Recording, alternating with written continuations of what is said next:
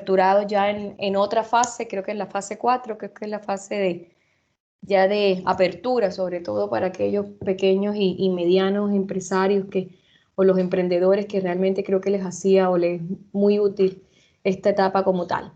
Entonces, para ubicarlos en contexto en materia de derecho internacional privado y no me pierdan un poco la trazabilidad, entendiendo que solamente nos vemos una vez a la semana, nosotros hemos venido abordando, además de las escuelas y de los procesos formativos del derecho internacional privado, también hemos venido abordando la norma de conflicto. Y claramente la norma de conflicto siempre va a estar presente en todo lo que tiene que ver con el derecho internacional privado. Ya vamos a tener la oportunidad, yo espero, abordar un poco más rápido los contenidos temáticos de base para ya empezar a abordar un tanto resolución de casos basándonos en la implementación del código de Bustamante, que realmente ya nos va siendo útil cuando tengamos los elementos de base. ¿Cuáles son esos elementos de base?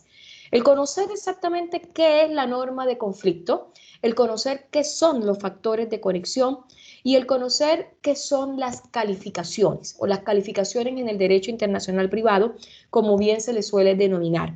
Estos tres elementos, así como, disculpen, toda comparación es odiosa, pero la idea es que ustedes se ubiquen rápidamente, así como yo les decía a ustedes que en método de la investigación jurídica, importante tener la claridad entre la metodología, entre el tipo de investigación y entre el enfoque de la investigación, lo mismo sucede acá.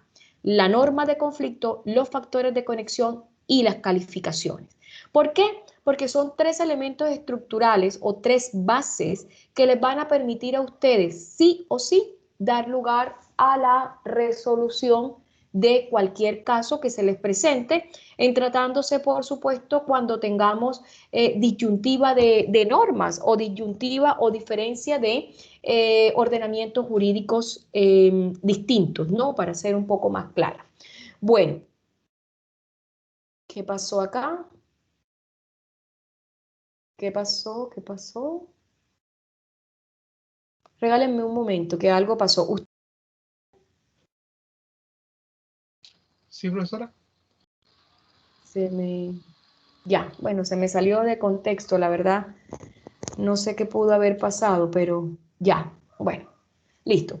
Habíamos visto la semana pasada rápidamente qué eran los factores de conexión y yo les dije a ustedes que eran básicamente los agentes localizadores, es decir, aquellos que de una u otra manera sirven como de enganche, sinergia, contacto, también algunos autores suelen llamarlo factores de contacto, que de una u otra manera están ahí para resolver los conflictos o para resolver los conflictos que se presenten con las normas como tal. Entonces, es por ello que los factores de conexión se entienden como una suerte de solución. Muchos autores lo llaman, entre esos Víctor Pérez Nieto, el mexicano, que también profesor de Derecho Internacional Privado en la UNAM de México, lo habla o lo llama como hecho de conexión, elementos de vinculación. Nosotros lo vamos a conocer como factores de conexión. Profesora, un ejemplo que me pueda dar como los factores de conexión, ya lo hemos mencionado en multiplicidad de ocasiones, como la nacionalidad, como el domicilio, como la situación jurídica de los bienes o como la autonomía de la voluntad.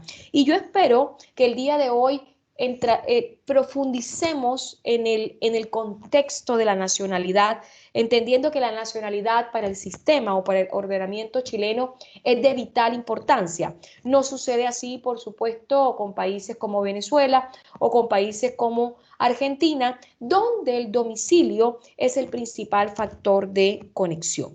Entonces, entendiendo o teniendo ya esa claridad, el factor de conexión viene a ser un solucionador cuando hay conflicto de leyes, cuando hay conflicto entre dos o más legislaciones, y son elementos de una u otra manera que están ajenos a la relación jurídica. Abdón y yo estábamos conversando ahora sobre la dificultad o lo o lo complejo que es hoy por hoy que en el sistema o en el ordenamiento jurídico chileno no se hable de desaparición forzada, sino que se aplique la figura de secuestro permanente. Pero para hablar de desaparición forzada versus secuestro permanente, digámoslo o coloquémoslo en esta balanza, claramente hay una suerte de elementos y una suerte de relaciones jurídicas.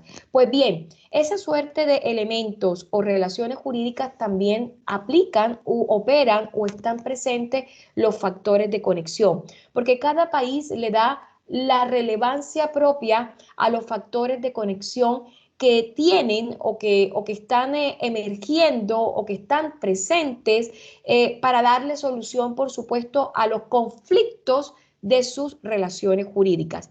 Y que esto sale, por supuesto, de haciendo posible aplicar dos o más legislaciones nacionales distintas y que en definitiva van a provocar una suerte de conflicto, pero que a la vez lo van a internacionalizar.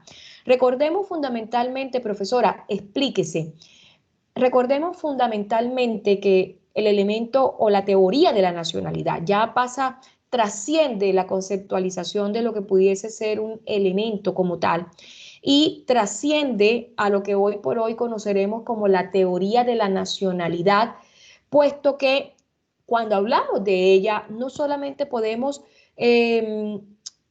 entenderla desde el concepto interno, también hay que entenderla desde el concepto externo. Yo creo que para ustedes estaban viendo hoy noticias, espero que sea así. Yo entiendo también que muchos tenemos las labores, pero dado que todavía estamos en esta virtualidad forzosa, esta mañana hubo un titular, extranjeros en las oficinas de extranjería o en el departamento de extranjería solicitando visas. Bueno, estos extranjeros, por supuesto, eran de nacionalidad preferentemente cubana, donde hay muchos profesionales del área de la salud y donde entenderemos que, por supuesto, Cuba es uno de los países, bueno, entiendo yo, la verdad que espero no hablar desde el poco conocimiento que tengo sobre ello, de los países que es muy abanderado en el sistema de salud pública, justamente por su situación, por su modus vivendi, digámoslo así, por la realidad, el contexto que hace que sea muy desafiante. Entonces, dota a los profesionales de una suerte de perfeccionamientos y de estrategias que pueden ser muy útiles, sobre todo cuando se está en tiempos de crisis como son los que estamos viviendo hoy por hoy. Entonces, muchos de ellos apelaban, por supuesto, bueno, la verdad es que al final no concluí, yo siempre hago una recapitulación de las noticias en la noche.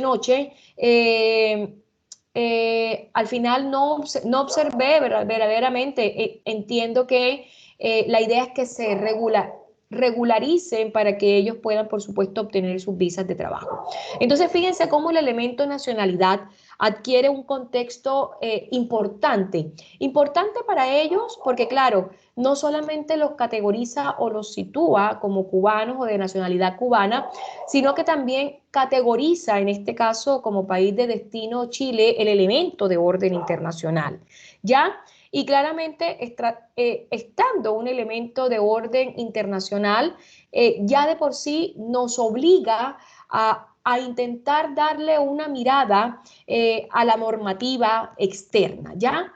Entonces, lo que siempre les he comentado en materia migratoria, que es importante que se le dé una visual frente a la noción del derecho internacional, porque las relaciones particulares también deben ser concordantes con los estándares internacionales, sobre todo cuando hablamos de relaciones interpersonales como es el estatus migratorio. Entonces, de una u otra manera, estos enlaces o estos puntos de contacto son los que hoy por hoy pudiésemos visualizar como factor de conexión. Ahora bien, la norma de conflicto, que ya la hemos visto anteriormente, que digamos que la norma de conflicto en este gran esquema, que ya más adelante también a mí me gusta mucho a nivel de esquema para que ustedes vean cómo se va desligando una figura de otra o un concepto de otro, la norma de conflicto que es lo macro, ¿ya? Y de esa norma de conflicto se van derivando pequeñas piezas, ¿ya? Entonces, la norma de conflicto contiene un elemento esencial que engarza o anuda la relación de derecho internacional privado con una legislación determinada, la conecta. Así, aun cuando sea de manera no usual, no rutinaria. Pero reitero, cuando nosotros avalamos o suscribimos el Código de Bustamante, aún con las cláusulas que todavía están presentes en Chile, de una u otra manera también permitimos que el elemento extranjero entrara, ¿ya? Aún con estas cláusulas, aún con todo y las cláusulas de orden limitante. Ese elemento esencial se llama factor de conexión. Entonces, los principales factores de conexión, ya también yo creo que a esta instancia lo podemos visualizar. Tenemos la nacionalidad, tenemos el domicilio e inclusive residencia. Tenemos la situación de los bienes y actos jurídicos, tenemos el lugar donde se producen los efectos de un determinado contrato o asociación contractual, tenemos la prevalencia de la autonomía, de la voluntad, tenemos la ley del tribunal, que también es conocida, muy famosa cuando hablamos de las calificaciones en materia de derecho internacional privado como la Lex Fori, y tenemos la presencia física de las partes, es decir, a dónde se encuentran las partes en un momento en que materializan o consumen o consuman, ¿sí? De consumir, de agotar, de culminar, para ser un poco más precisa en mi lenguaje, un determinado acto jurídico. Casi siempre la presencia física de las partes se subsume, que yo también ya lo había dicho en una sesión anterior, en la ubicación de los bienes o a dónde se producen los efectos de ese contrato como tal. Entonces veamos cada una de ellas o conforme primeramente a una, pensé que estaba ya abordando ya cada una de los factores de conexión, pero hay una clasificación específica de los factores de conexión y la primera de ellas es desde el punto de vista del sujeto. ¿Ya? Para muchos autores también se le llama desde el punto de vista personal. Entiéndase, señores, que ustedes al estudiar Derecho Internacional Privado van a tener dos grandes estatutos. ¿Se acuerdan de las escuelas estatutarias y las escuelas modernas? Bueno, nosotros tenemos la influencia ampliamente de las escuelas estatutarias. En sí, la tenemos, si hacemos un poco de memoria, la tenemos influenciada en todo nuestro sistema u ordenamiento jurídico. Entonces, claramente tenemos el estatuto personal, que es el que dícese con la persona y sus relaciones de tipo particular, y tenemos el estatuto real, que dícese, por supuesto, con los bienes u objetos de índole material como tal. Entonces, desde el punto de vista de la nacionalidad, tenemos que la nacionalidad está contemplada a nivel de ejemplo en el artículo 15 del Código Civil, a donde nos habla de que a las leyes patrias que reglan las obligaciones y derechos civiles permanecen sujetos los chilenos, no obstante su residencia o domicilio en país extranjero. Aquí viene, obviamente, ustedes, y por favor, el micrófono está abierto para dar los interrogantes al lugar que ustedes estimen indagar o conocer. Claramente, aquí hay una suerte de interrogantes que nos vienen, y es simplemente decir cómo es posible, no sé, Abdón, y esto quizás también intentemos analizar un poco para no hacer la clase tan unipersonal de mi parte. ¿Qué pasa con aquellos exiliados que se fueron del país y que hasta el sol de hoy no han regresado? La gran mayoría retornó a su país, pero ¿qué pasa con aquellos exiliados que decidieron hacer vida en Europa, en Estados Unidos? Entonces, de una u otra manera, cualquier acto contractual, cualquier acto de tipo jurídico estando en territorio extranjero, yo debiese aducir la aplicación de la nacionalidad. Yo creo que es un interrogante para analizar. Entendiendo la rigurosidad que tiene el sistema frente, que es también tratando de aplicar un tanto la ley personal. Cuando nosotros hablamos de la ley personal nos estamos refiriendo principalmente a uno de sus mejores ejemplos como es la nacionalidad. Y claramente la nacionalidad nos va a generar una suerte de arraigo de tal manera que va a encapsular o va a englobar o va a opacar cualquier otro factor de conexión que nosotros quisiésemos utilizar en un momento dado. Entonces, bueno, en lo relativo continúa este artículo que es el que nos ejemplifica la visión de la nacionalidad en lo relativo al estado de las personas y a su capacidad para ejecutar ciertos actos que hayan de tener efecto en Chile. Y asimismo, en las obligaciones y derechos que nacen de las relaciones de familia, pero solo respecto de sus cónyuges y parientes chilenos. O sea, claramente hay una suerte de limitante a donde de una u otra manera las relaciones de tipo particular, llámense nacimiento, llámese filiación, llámese alimentos, llámese tuición, tendrán que estar regidas por este factor de conexión tan preponderante que tiene el derecho internacional privado chileno. Abdón, ¿tú nos quieres aportar algo, por favor? Que veo que encendiste la cámara, cómo me siento de incómoda no poderme mostrar. ¿Abdón? Fue de casualidad, profesora, apreté se encendió Ya, sola. se encendió sola, ya. Ya no se Ya, encendió sola, digamos. Yo apreté no sé qué cosa y apareció la cámara. ya, perfecto, perfecto, no te preocupes. Entonces, bueno, de todas maneras, el micrófono está abierto para los efectos que de una u otra manera ustedes también quieran controvertir y participar. Sumado a la visual de la nacionalidad, también permítanme hacerles hincapié, porque aquí vamos a intentar ya engranar o relacionar, de eso se trata.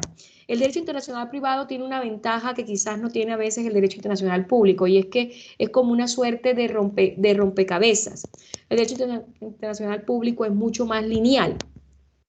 Aquí nos vamos a permitir también, cuando hablamos de nacionalidad, un tanto correlacionarla con el principio de territorialidad que lo vemos evidenciado en el artículo 14 del Código Civil, cuando nos dice que por supuesto la ley es obligatoria para todas las personas que son habitantes de la República, inclusive considerados los extranjeros. Entonces, ahí nuevamente asalta otro interrogante que yo también se los he venido planteando y por supuesto yo espero que ya la semana de la próxima, si no es que la que subsigue, ya estemos en el marco de una suerte, yo siempre suelo mandar una suerte de listado de casos a donde yo casi siempre me coloco como ejemplo, pero cambiando los nombres, por supuesto, porque hay una suerte de situaciones que operan con los extranjeros que hoy por hoy estamos residenciando en Chile. Y es hasta qué punto prevalece el concepto de la nacionalidad para ellos como tal. Entonces, entendiendo que ellos también tienen una suerte de derecho internacional privado que arrastra con su propio origen y nacimiento. ¿Ya? Entonces, no nos vayamos tan lejos todavía, intentemos situarnos en lo que nos corresponde. Si vemos también otra evidencia de la nacionalidad, claramente lo vemos evidenciado, reitero, en el inciso 2 del artículo 15 de la Ley de Matrimonio Civil, la Ley 19.947, en la que dice que, sin embargo, si un chileno o chilena contrajere matrimonio, en país extranjero, contraviniendo a lo dispuesto en los artículos 4, 5, 6 y 7 de la presente ley, la contravención producirá en Chile los mismos efectos que si se hubiere cometido en Chile como tal. Ya que también es bastante confuso, porque muestra o sigue mostrando la preponderancia de la obligatoriedad de la ley local o de la ley territorial o de la ley de la nacionalidad, en tratándose de que los efectos que cualquier figura pueda producir una relación matrimonial en el extranjero también dará lugar a los efectos que el extranjero o la norma internacional contempla. Profesora, explíquese mejor. En tratándose, por ejemplo, de un matrimonio celebrado en Colombia. Los matrimonios en Colombia tienen una suerte de efectos que claramente yo creo que todos los que estamos aquí presentes lo conocemos, sobre todo aquellos matrimonios que son realizados por el rito católico, a donde la iglesia tiene una suerte de elemento internacional. ¿Cuál creen ustedes que puede ser el elemento internacional que se predica en el concepto del matrimonio eclesiástico? ¿Qué se les ocurre? El derecho canónico, muy bien, por ahí es. ¿Qué exactamente? ¿Cuál es el elemento? Es un sacramento. Es un sacramento, bueno, pero esa es la visual desde el orden católico, eclesial, pero algo más. En materia de derecho internacional, ¿por qué razón los matrimonios católicos se vuelven de una manera, ¿cómo es que dicen? Si hay alguien, ya no lo suelen decir, si hay alguien entre los presentes, antes lo decían, yo creo que todo el mundo estaba un poco temeroso. Si hay alguno entre los presentes que no esté de acuerdo con esta unión, por favor, hable ahora o calle para siempre. No habiendo nadie, los declaro marido y mujer y el matrimonio es totalmente indisoluble y permanente. Hasta que la muerte los separe, como dicen por ahí. La sentencia en vida, como decía un colega, eso es una sentencia en vida. ¿Qué elemento internacional? ¿Qué se les ocurre a ustedes? ¿La religión? Por ahí es. A ver, denle una vueltica más a fin de quizás analizar un poco más el tema de los matrimonios. Ya, bueno. Entonces, el concordato de la Santa Sede, que entre otras cosas en Chile tiene una vigencia, si la memoria no me falla, desde el año de 1928. El concordato materializa las relaciones de orden internacional y hasta se convierte en un tipo de esfera diplomática o misión diplomática como tal. Entonces, claramente, el concordato y todas las iglesias en el mundo, dentro de la orden católica, tienen este elemento de orden internacional, lo que hace que el matrimonio, cualquiera que se celebre dentro de este rito eclesial, tendrá que acudir, ya hoy por hoy es mucho más expedito, con toda la visual que tiene, por supuesto, Francisco, que los arzobispados o que los tribunales eclesiásticos puedan dar lugar al trámite de la nulidad, pero sí o sí la nulidad del matrimonio católico debe ser vista o debe tener el visto bueno o el análisis de admisibilidad, para ser un poco más clara, por parte del Vaticano. Ya, entonces, ese es el elemento internacional. ¿A qué voy? A que si yo miro el matrimonio dentro de ese contexto, saliéndome un poco de la órbita del matrimonio civil, el matrimonio es una figura de carácter internacional, ¿ya? Entonces va a tener un despliegue o va a tener una suerte de factores de conexión que abundan, nutren la figura del matrimonio como tal.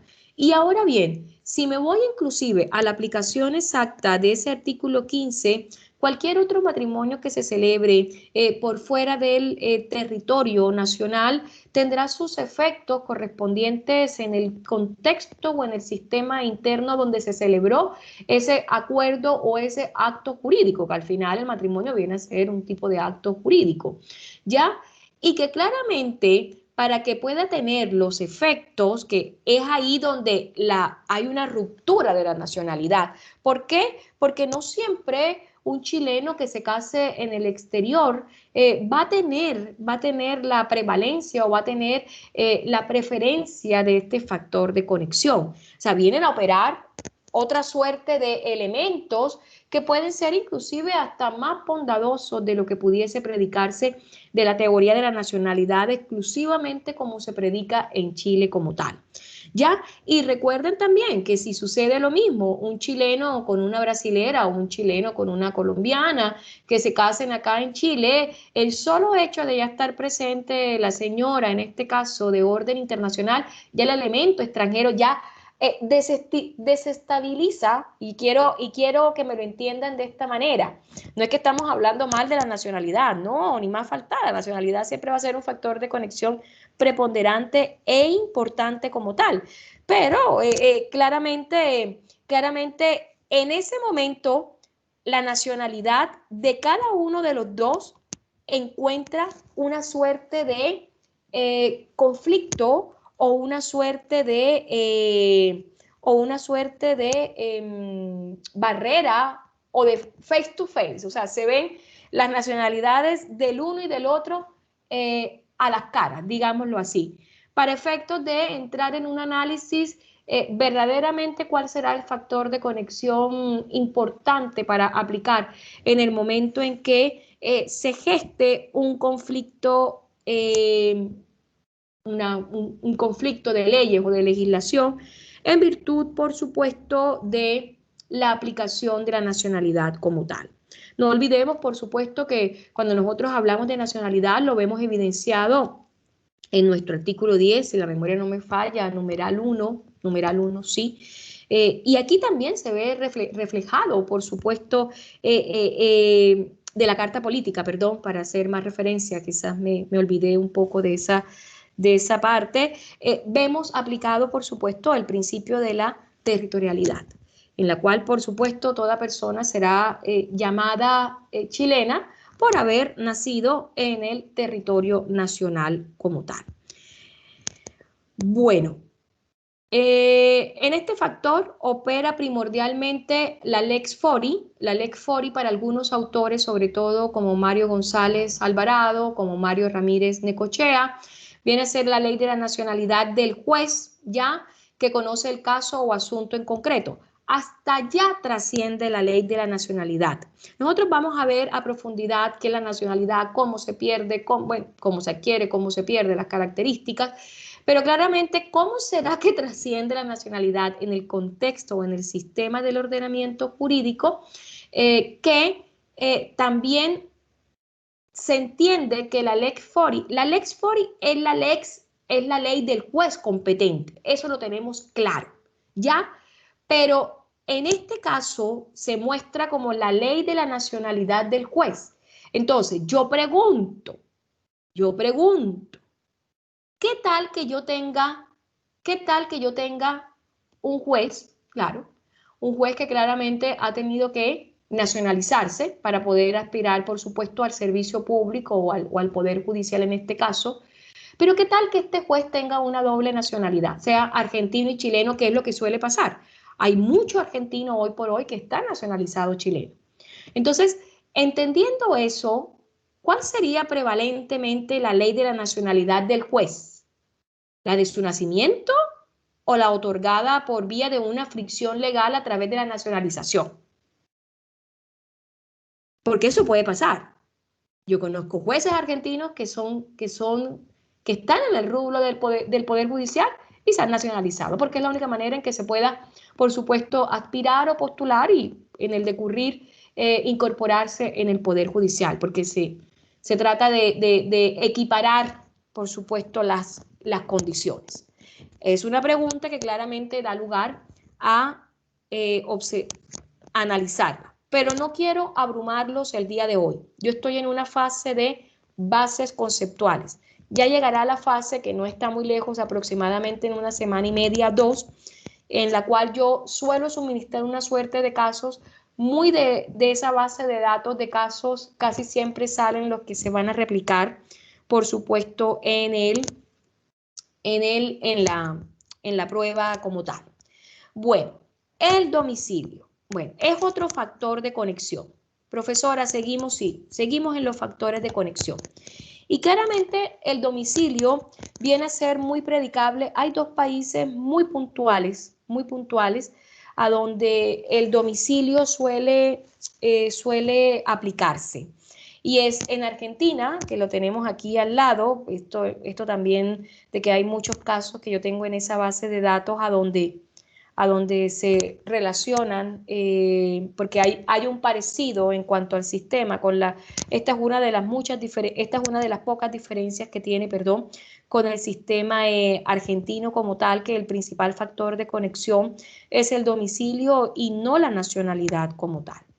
Entonces, el domicilio, un ejemplo que pudiésemos evidenciar, está contemplado en el artículo 955 del Código Civil, a donde en materia sucesoria nos dice que la sucesión en los bienes de una persona se abre al momento de su muerte en su último domicilio. Y cuando nosotros hablamos del domicilio, claramente nos contraponemos un poco, nos rivalizamos un tanto con la nacionalidad. ¿Por qué? Porque si el último domicilio de Isabel Allende, que hoy por hoy pues está radicada en el país, pero todos sabemos que estuvo muy buena porción de tiempo durante la dictadura exiliada en Venezuela, hubiera sido Venezuela, entonces ahí desvirtuamos la nacionalidad. Ya, todo se trata, y esto siempre ténganlo presente. Yo cuando ya que tengo un recorrido impartiendo esta cátedra, yo le digo siempre a mis estudiantes que no hay una fórmula de 2 por 2 es igual a 4 en materia de derecho internacional privado. ¿Por qué? Porque cada caso es particularmente distinto. ¿Y por qué razón, profesora? Porque estamos hablando de relaciones personales. Y las relaciones personales son fluctuantes, son dinámicas, son alterables, son progresivas o son regresivas. Y claramente cualquier situación, si ustedes me dijeran en este momento, profesora, yo pudiese aplicarle la ley 20.066, en tratándose de que es la que conoce la violencia intrafamiliar, a una persona extranjera, yo de plano le diría, claro, por supuesto, porque el hecho o el acto ha sido cometido en territorio nacional y me estoy conllevando a la aplicación de los artículos 14, 15 y 16 del Código Civil en virtud de la prevalencia de la ley territorial y en consecuencia la aplicación del factor de conexión de la nacionalidad. Pero resulta que esa persona también arrastra otros factores de conexión con ello, que quizás le puedan ser más benéficos para su propia conveniencia y para nuestro desacierto, que sobre todo en materia de delitos de BIF, claramente le puedan beneficiar en un momento dado. Yo creo que en algún momento ustedes también han escuchado, y esto no solamente lo hemos observado en el contexto chileno, sino también en el contexto internacional, que la deportación o expulsión para los extranjeros que cometiesen un delito es un premio. Es un premio. Entonces, que hay una suerte de conmutaciones de las penas a través de la deportación o expulsión. De hecho, yo preciso mencionar, yo espero, era un material que se estaba construyendo cuando yo trabajaba en la Universidad Arturo Prat. El profesor se llama Roberto Dufré. Roberto Dufré Tapia, D-U-F-R-A-I-X, ya en Casa Central Iquique. Y él estaba haciendo una suerte de, bueno, doctor en Derecho de la Universidad Complutense. Él estaba haciendo un estudio de mirar la manera de la migración desde la órbita administrativa. Y obviamente la materialización de la conmutación, sobre todo para cierta gama de delitos, no para todos, por supuesto. Para los más gravosos, claramente hay lugar al procedimiento que se encuentra inserto en el ordenamiento como tal. Y esto es como para darle una mirada y aplicar un tanto, porque es el factor de conexión, la nacionalidad del extranjero, la que prevalece para la aplicación de estas medidas de tipo. Miren qué interesante. Bueno, no nos vayamos lejos, lo que sucedió, miren, yo la verdad no recuerdo si fue en el año 2018, pudo ser, el caso de los bolivianos que fueron deportados. Entonces, eso nos puede dar una idea de la prevalencia y de la necesidad que también tiene, yo siempre digo, la necesidad que se tiene de reevaluar este principio como tal, y que cada caso en materia de derecho internacional privado es totalmente distinto. Bueno, volvamos a nuestro domicilio. Entonces, salvo los casos expresamente exceptuados. Aquí, lamentablemente, a veces el legislador no precisa cuáles casos pudiesen estar exceptuados y simplemente da lugar a la remisión de la ley de la nacionalidad o de la teoría de la nacionalidad. Yo siempre he estado buscando este aparte, salvo los casos expresamente exceptuados. Entonces, claramente, ese es un vacío que hay al lugar. Ya la sucesión se regla por la ley del domicilio, y para superar, para también darles mayores elementos y ustedes no se queden con la duda o la inquietud, para superar ese problema existente, lo que dice Mario Ramírez Necochea, que obviamente yo replico mucho lo que he estudiado de él, se busca como una suerte de armonía y analogía en las legislaciones que están dispuestas en el Código de Bustamante. Y en eso nos vamos, fíjense que en este momento se me estaba escapando ese pequeño detalle, y en eso nos vamos al artículo 3 del Código de Bustamante. ¿Qué nos dice ese artículo? Espero que no lo voy a replicar con tal exactitud, pero claramente el Código de Bustamante está incorporado en el campus virtual, así que sería buena su observancia. El ejercicio y el goce de los derechos civiles, de las garantías que también se predican de carácter individual, las leyes y reglas serán las vigentes para las que cada estado concierne.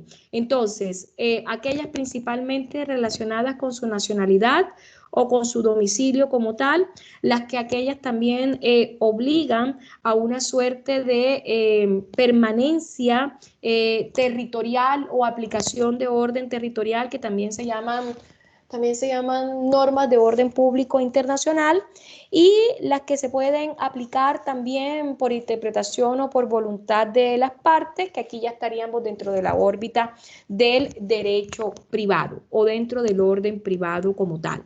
En todo caso, si nosotros aplicamos esa regla para solventar esta expresión como tal, hay dos en mayoría que nos dan lugar a la aplicación de la ley territorial o de la ley nacional, ¿ya?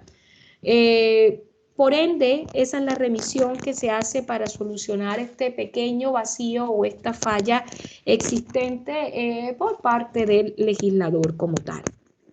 En tratándose también, señores, de que la ley de la nacionalidad o la ley territorial, que está muy directamente relacionada, siempre se va a entender como una especie de ley personal, porque siempre va, lo que les he dicho, a perseguir a la persona al lugar que se traslade, ¿ya? En razón precisamente de su nacionalidad. Entonces, aquí claramente el domicilio viene a ser la contraposición de lo que se pudiese predicar frente al factor de conexión de nacionalidad. Sin embargo, sigamos. Entonces, la sucesión, esto solamente como por colocar el ejemplo en materia sucesoria. La sucesión se arregla por la ley del domicilio en que se abre el testamento también, salvo las excepciones legales.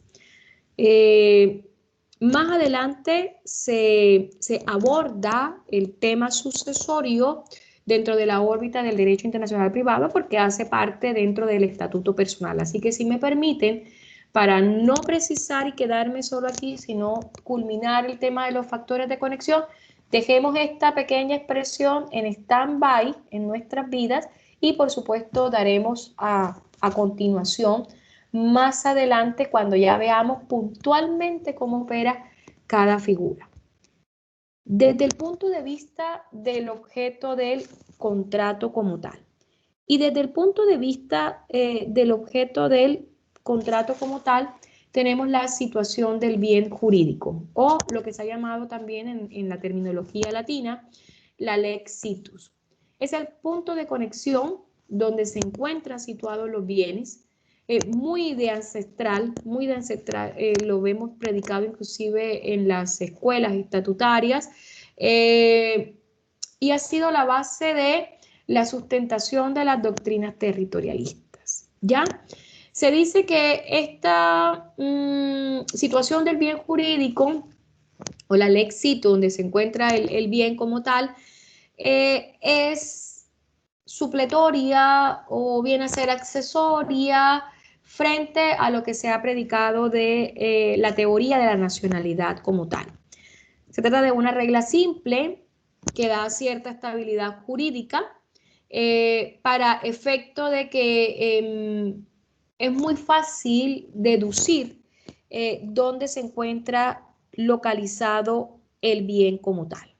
Entonces, entendiendo ello, claramente esta viene a ser una suerte de factor de conexión, accesorio, sí, supletorio inclusive en algunas ocasiones.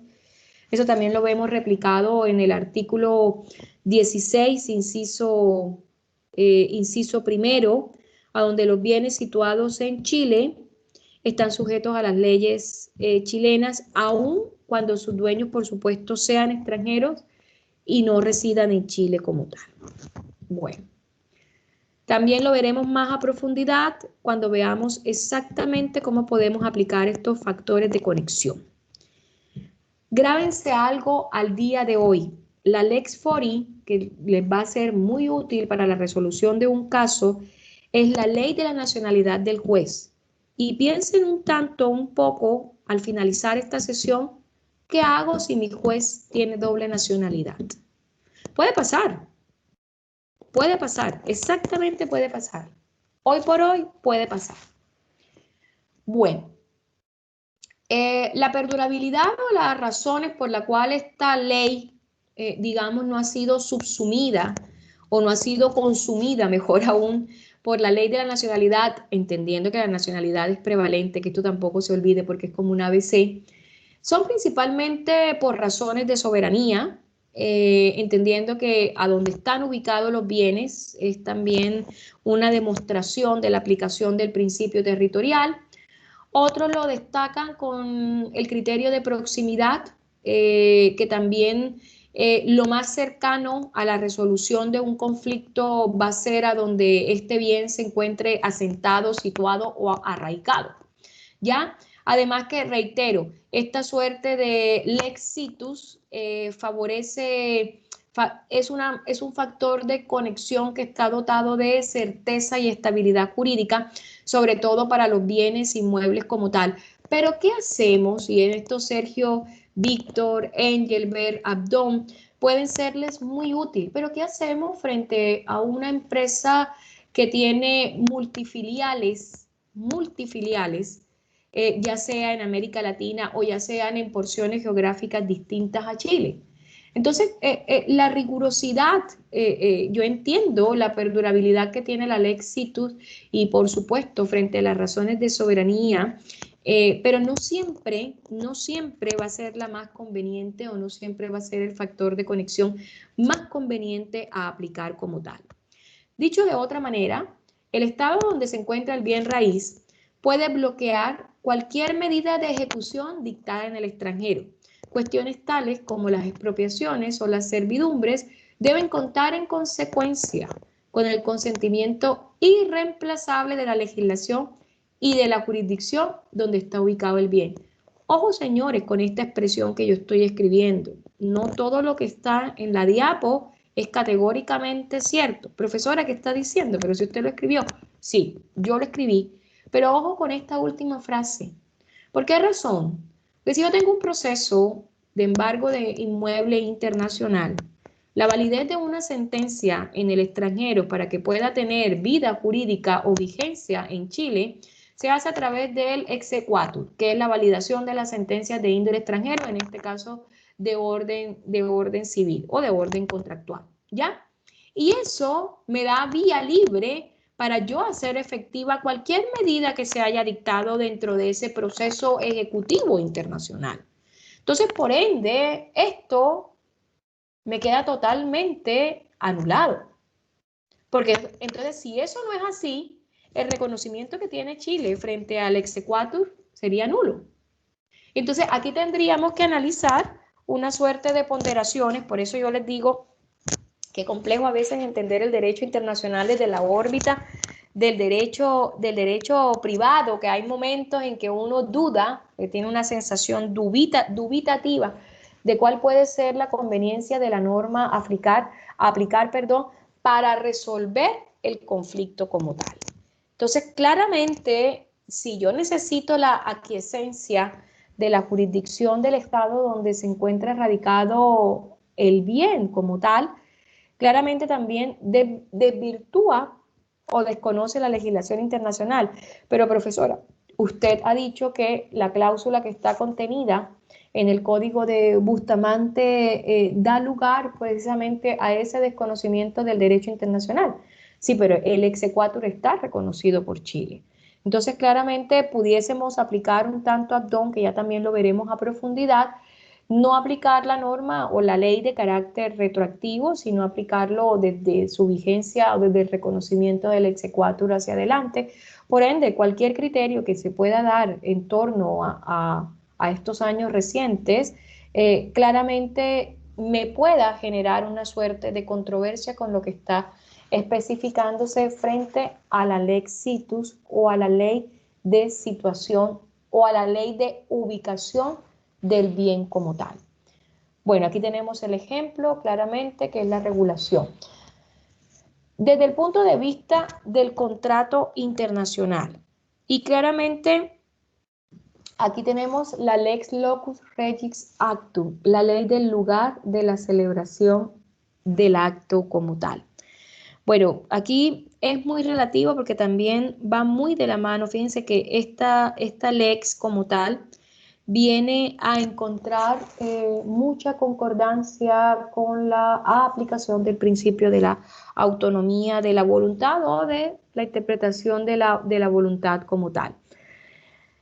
¿Por qué razón? Porque si nosotros evidenciamos, por ejemplo, el artículo 113 del Código de Comercio, a donde nos especifica que todos los actos concernientes a la ejecución de los contratos celebrados en países extranjeros y que se deban cumplir, por supuesto, en Chile, son regidos por la ley chilena, claramente nos remite al artículo 16 del Código Civil, pero claramente también hace que de una u otra manera genere una suerte de controversias o dificultades.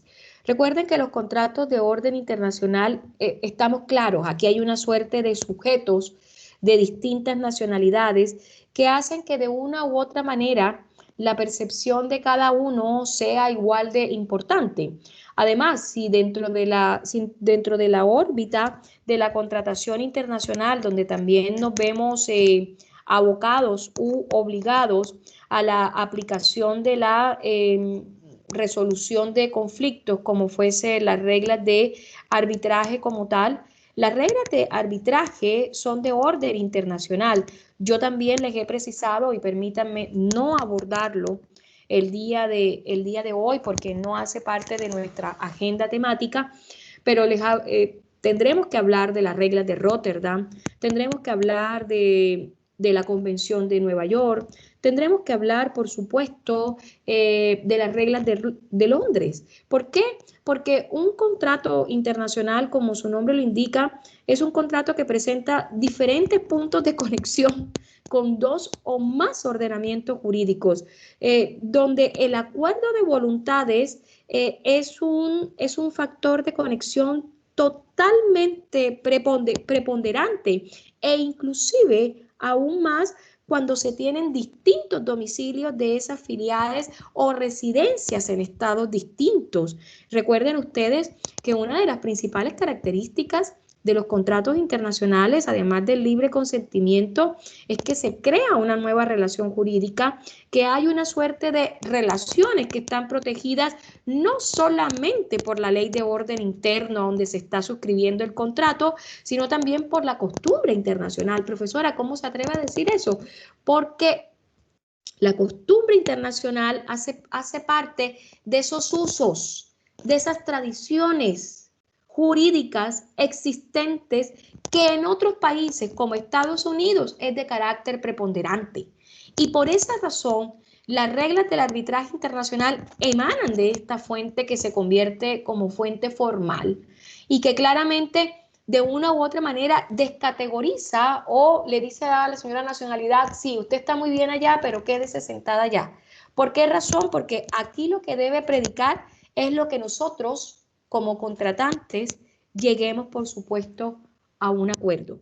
Recuerden también que a nivel de contratación internacional, nosotros estamos dentro de los escenarios transaccionales internacionales, a donde tenemos una suerte de búsqueda o equilibrio económico patrimonial, si me permiten el término, de tal manera que todo lo que se está concertando en esta área hace parte de este tráfico de carácter habitual internacional. Ustedes también deben tener la claridad de que en un contrato internacional hay unos elementos de tipo personal y también hay unos elementos de tipo formal, hay unos elementos de tipo real. Y cuando nosotros hablamos desde el punto de vista del contrato internacional y de la ley del lugar de celebración del acto, nos estamos trasladando, por supuesto, al elemento real, a donde esos bienes o servicios que se van a intercambiar, por supuesto, estén dentro de un escenario o estén dentro de una esfera a donde operan elementos internacionales como tal.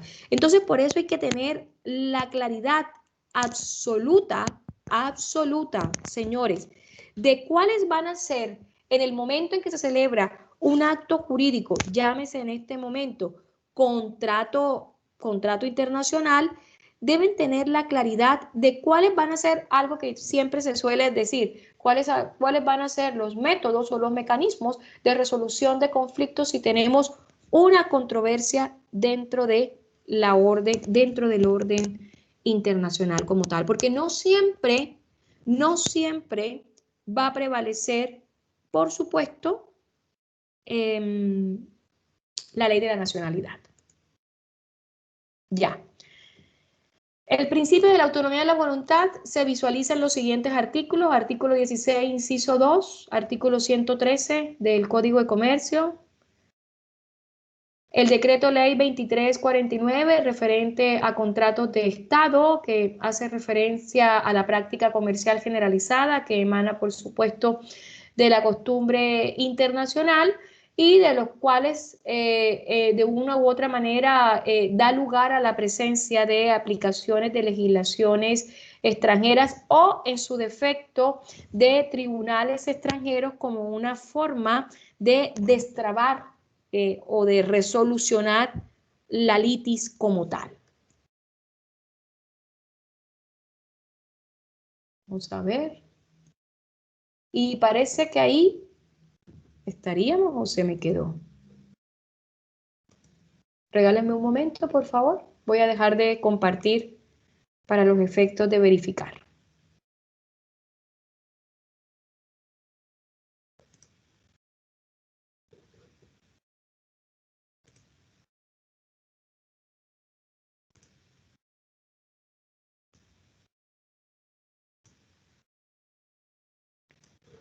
Sí, claramente, pero hay algo que yo también quiero mostrarles. Por favor, regálenme un momento, por favor.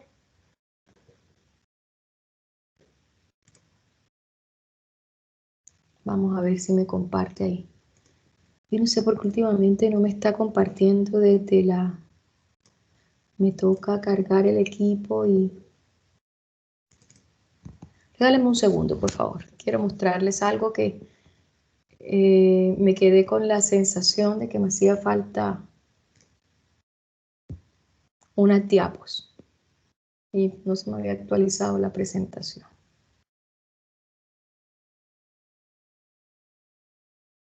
Esta hora se lentiza mucho. Ahí se está integrando Kevin. Muy buenas noches, Sergio. Muy buenas noches. No había tenido oportunidad de saludarles. Les pido excusas no mostrarme. Tengo un pequeño tratamiento dermatológico en el rostro. Así que prefiero, por supuesto, tomar los resguardos de presentación del rigor. Bueno, miren, la presentación no la había actualizado, por eso me quedé con la sensación de que me hacía falta algo y obviamente no me puedo ir sin ello. Bueno, cuando yo les expliqué que otro de los grandes factores era el domicilio, yo creo que con estos cuadros ustedes también, o esquemas, ustedes pueden focalizarse o pueden ilustrarse mejor. Hablamos, por supuesto, de las bondades que tenía el domicilio, porque además de una u otra manera es más maleable, es más flexible y da lugar, por supuesto, a la solución de objetivamente de las ambigüedades que se puedan dar en torno al concepto jurídico de la nacionalidad, que tiende a ser bastante rígido, ¿no? Bastante anquilosado. Ya existen dos teorías del domicilio y esto también quiero decirlo, este autor o esta diapo hace mucha remembranza a Víctor Pérez Nieto, que es también profesor de Derecho Internacional Privado en la Universidad Autónoma de México, ya lo había comentado, y él plantea desde la teoría clásica, según el cual el domicilio no es un lugar, sino una noción abstracta que supone una relación jurídica entre el sujeto y el lugar, ¿ya? Pero es la conexión que existe entre el sujeto y el lugar, por lo cual a la persona se le considera siempre presente en dicho lugar, en el lugar a donde se asiente, a donde se encuentre.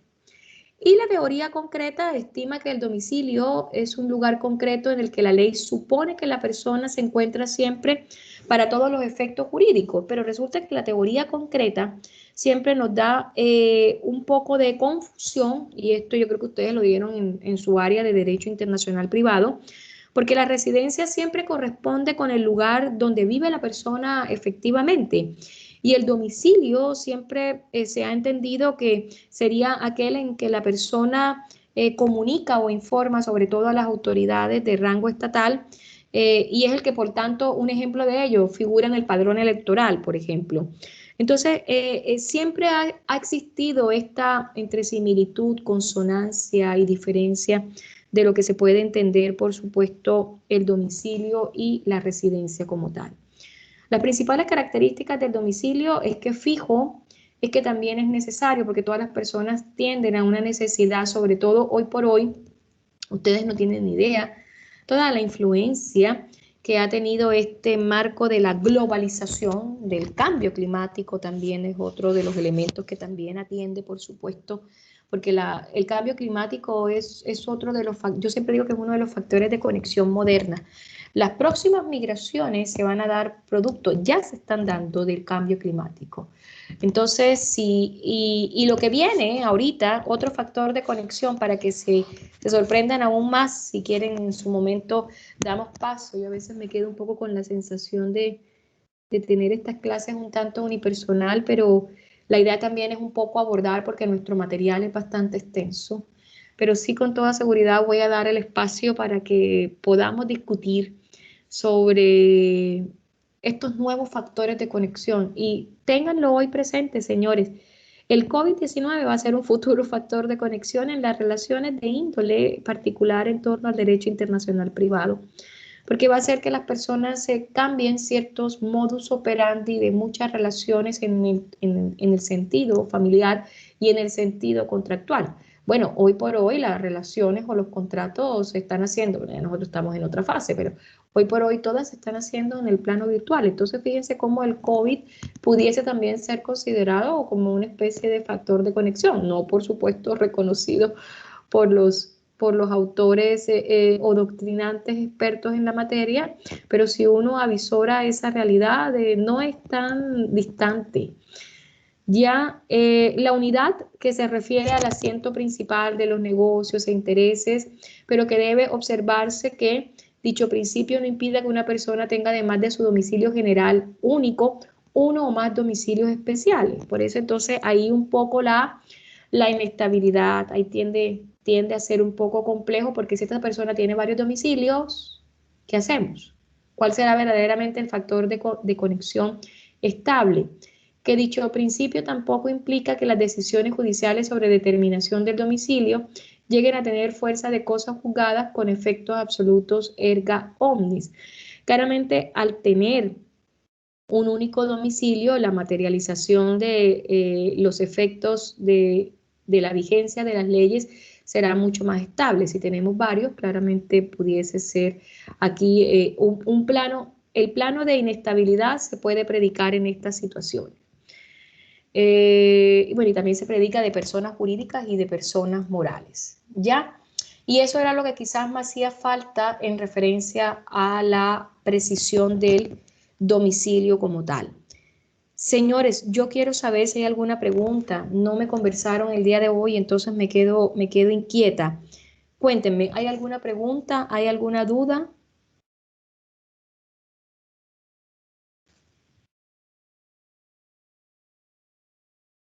Jóvenes, señores.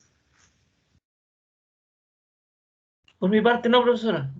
Recuerden que esto es como un rompecabezas. Habíamos visto la norma de conflicto, hoy estamos viendo los factores de conexión.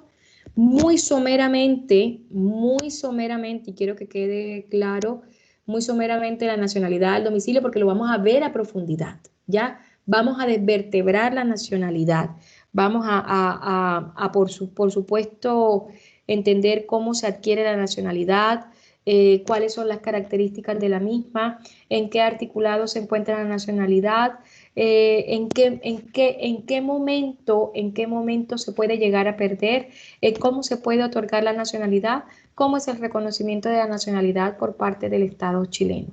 ¿Ya? Y esto, por supuesto, cuando yo también mencionaba el área o el aspecto sucesorio, es uno de los temas o contenidos que pertenecen al estatuto personal. Si nosotros ya el próximo lunes abordamos, perdón, también quería conversarles sobre ello porque recuerden que el próximo lunes 9 de noviembre yo no he formalizado el correo, pero lo he manifestado mediante esta audiencia, entendiendo que nos va a dictar la cátedra el doctor Manuel Bermúdez Tapia sobre todos y cada uno de los componentes que encierran un proyecto de investigación y una tesis muy particular que él ha planteado que se llama el Triángulo de Bermúdez, en lugar de hacer similación al Triángulo de las Bermudas, sobre el método de investigación científica, por supuesto, aplicado al contexto jurídico. Él me ha pedido muy especialmente que necesita alrededor de 2 horas y media para poder abordar bien este tema con puntual exactitud. Por ende, yo me voy a tomar la ligereza y en esto permítanme llegar a este consenso con ustedes de tomar el espacio de la clase de Derecho Internacional Privado para que él tenga total y absoluta libertad, optimizar, por supuesto, metodología de la investigación y de tal manera que en la próxima sesión, es decir, la sesión del día, permítanme un momento, del día 16 de noviembre sea solamente Derecho Internacional Privado para poder compensar el tiempo. Sumado a ello, el compromiso también es muy claro que antes del 9 de noviembre yo les pueda presentar una breve sesión asincrónica sobre las calificaciones en materia de derecho internacional privado, de tal manera que el 16 de noviembre simplemente sea un abordaje, feedback retroalimentador y podamos, por supuesto, yo creo que si logramos intentar culminar la teoría de la nacionalidad el 16 de noviembre, sería maravilloso, entendiendo que no daríamos métodos, sino que, por supuesto, profesora, no nos deje de un solo tajo, con las pausas activas del caso para efecto de que nuestros tiempos se puedan dar. Y creo que esta es una manera de compensar el hecho de que el próximo lunes será solamente la clase o sesión de método, pero yo no puedo perder la oportunidad de que Manuel me les explique el triángulo de las Bermudas, que yo estoy segura que a ustedes les va a fascinar y les va a tomar, y sobre todo algo que yo he observado y que sé que voy a observar en los trabajos que me van a presentar, que es algo que ustedes necesitan y es aprender a concatenar cada una de las ideas, a no escribir por escribir, sino a tener un hilo conductor. Y que ese hilo conductor, por supuesto, tiene una suerte de conflictos y que ese conflicto es necesario resolucionarlo. ¿Ya? Entonces, no sé si les parece ese abordaje, por favor. Quisiera escuchar opiniones sobre lo que estoy planteando.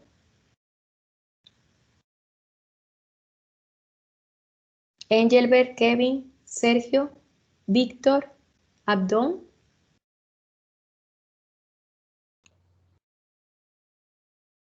No, profesora. ¿Hay alguna conveniente? ¿Qué opinan? ¿Están de acuerdo?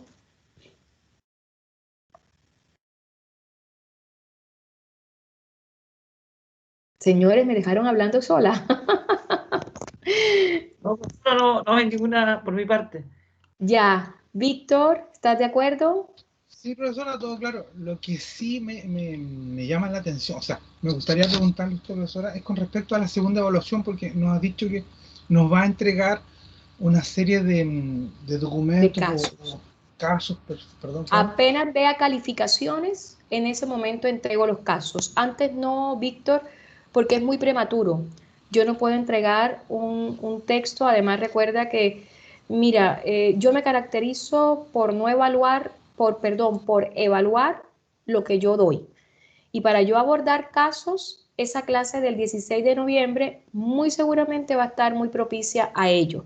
Yo la primera parte la tomaré para calificaciones y de pronto la segunda parte, para no agobiarlos tanto con derecho internacional privado, pudiésemos estar con una suerte de casillos a fin de que ya nos vayamos abordando con la teoría de la nacionalidad, que es una de las teorías de base del derecho internacional privado.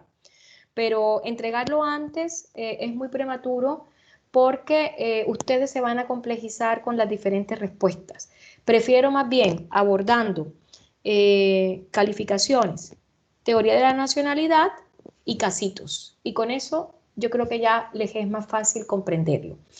De todas maneras, yo también me voy a tomar, miren, a mí ya no, ya me han retado, pero bueno, ahí trato de ser un poco cumplidora de la incorporación de cada una de las notas.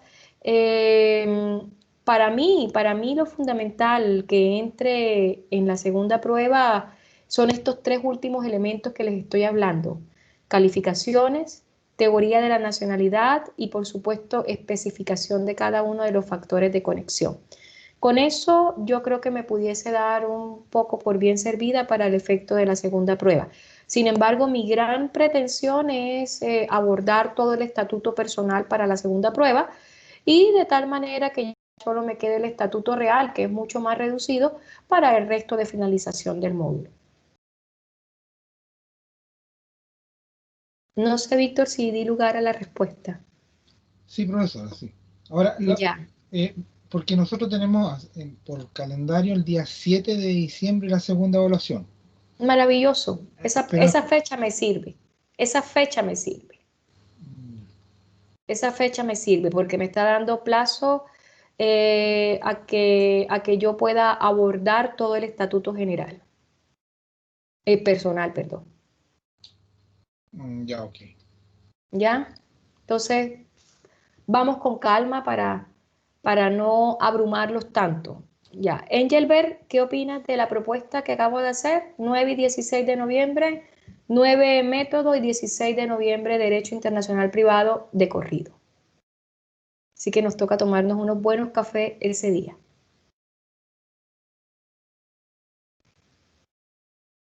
Engelbert, ¿de acuerdo? Eh, sí, profesora. O sea, mientras tengamos un pequeño break para poder tomar un pequeño café, como dice usted, está todo bien. Porque igual No, no te preocupes, no te preocupes que... cuando uno está bastante tiempo en una cátedra, que por lo demás igual es bastante intensa, ya sea tanto derecho privado como Como metodología, yo creo método. que Claro, uno bastante. necesita quizá un pequeño break para poder recargar un poco de energía. Ah, no, Pero sí, no te profesora, no hay preocupes. inconveniente. Puedes contar con él, puedes contar con él. Hace mucho tiempo, les comento a nivel de anécdota, yo dicté esta cátedra en la Universidad de Tarapacá. Y por la toma que tenía la Universidad de Tarapacá, la UTA, claro, nos atrasamos y cuando ya se levantó la toma y hubo toda esta reanudación de actividades, nos tocaba dictar clases los sábados. Entonces, una de las peticiones que me hicieron los alumnos, que era un curso muy parecido a este, eran como unas 11 personas, un poquito más. Profesora, nosotros venimos a clase siempre y cuando usted traiga café. Entonces yo me llevé la máquina y fue la única manera de poder terminar la cátedra y fue excelente ese curso, no lo puedo negar. Uno de ellos hizo una tesis en materia de Derecho Internacional Privado referente a la órbita de la efectividad de los contratos. Entonces fue excelente, la verdad. Pero fue la única manera, era la única manera. Unos llevaban galletas, otros llevaban dulces. Un día inclusive pasó el director de carrera Fred, y luego me dijo, si esa es la manera en que ellos están fascinados con la cátedra, si esa es tu manera, yo no tengo nada que decirte. Así que la verdad creo que fue bastante, bastante. Además un sábado en la mañana que no era menor. Empezaba de 8 a 1 de la tarde, imagínense. Pero se logró. Se logró terminar, que era lo importante. con tu Fred. No, esa fue en la UTA, Sí, Abdo. En la no sé, UTA. pero que Dufresne también fue jefe de carrera ahí. Estuvo el Marcelo Lago, Dufresne Ah, y el mira tú. Marco Gómez estuvo también ahí. Mira tú, pero bueno, recuerda que yo estaba en Iquique. Mi director de carrera era Luis Patricio Ríos Muñoz. ¿Te suena? Ah, ya, lo ubico, pero no, o sea, no he hecho clase, pero sí lo ubico. Uno de Muy cabellito bueno. rizadito, que inclusive, permítanme, Ah, ya, sí sé quién es. disculpa ser tan descriptiva, pero inclusive permítanme compartirles algo. Miren, yo siempre soy un poco abusiva en mis tiempos, pero todo lo que pueda ser útil para que ustedes también tengan otro enfoque. A mí me pareció muy interesante. Bueno, yo me sigo contactando, por supuesto, con Luis Patricio. Yo vine a reemplazar un docente que le había salido una pasantía en Cambridge y claro, pudiese ser en Londres, era en Londres, creo que era Cambridge, creo que sí, no sé, la memoria. Yo supe que cuando me entrevistaron era porque iba a reemplazar a inclusive era algo muy, muy provisorio, ¿no? Y me terminé quedando. Y me terminé quedando, pero era porque la persona que dictaba, esa iba a ser la pasantía doctoral. Entonces, claro, quedaba ahí eso con esa vacante, digámoslo así. Miren, yo me voy a permitir mostrarles algo precisamente del profesor Luis Patricio Ríos Muñoz. Ya no está de director de carrera de la UTA, Casa Central Iquique, pero espero que lo que les voy a mostrar les sea, por supuesto, de muchísima utilidad para efectos de que tengan otra mirada dentro de la órbita del derecho procesal, ya que él es el especialista en esa materia. Entonces, permítanme un momento, un Profesora, segundo. ¿qué año, Cuéntenme, qué año estuvo en la UTA? ¿qué año? ¿2016? Ah, ya. 2016, Ya. Sí. claro, Y yo, 2016. yo antes había estudiado en la Universidad de Tarapacá, pero cuando llegó, estuve del 2005 hasta el 2000, casi 2009. Ah, no, ni por Así ahí que, yo estaba. No, ni por ahí, ni en papeles. Oigan, déjenme un momento a ver a ver si me puede compartir. ¿Qué pasa? Regálenme un segundo, por favor. A mí sí que me molesta cuando no me puede compartir. A ver, ventana, escritorio, ventana. Ahí se verá. todavía no. Todavía no. Vamos a ver. Me voy a quedar con guardar como imagen, copiar de opción de imagen. A ver.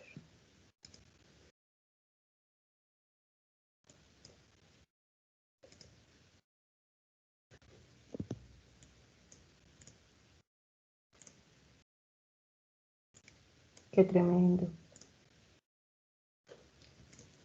Qué tremendo.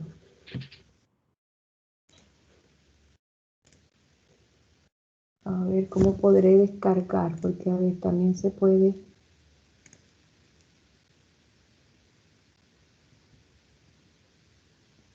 Claro, pero sí. Bueno, en todo caso, miren, parece que ya no pude. A ver, me voy a tomar aquí, él tiene el link, entonces yo creo que son más salomónicos. Tampoco voy a dilatarlos para hacer también la pausa. Ya. Vamos a ver en mensajes. Y yo estoy hoy, pero hoy estoy muy lenta. ¿Dónde está aquí la manito de mensajes? Que no, ni siquiera puedo ver la manito de mensajes. Voy a detener ya la grabación para efectos de... No me aparece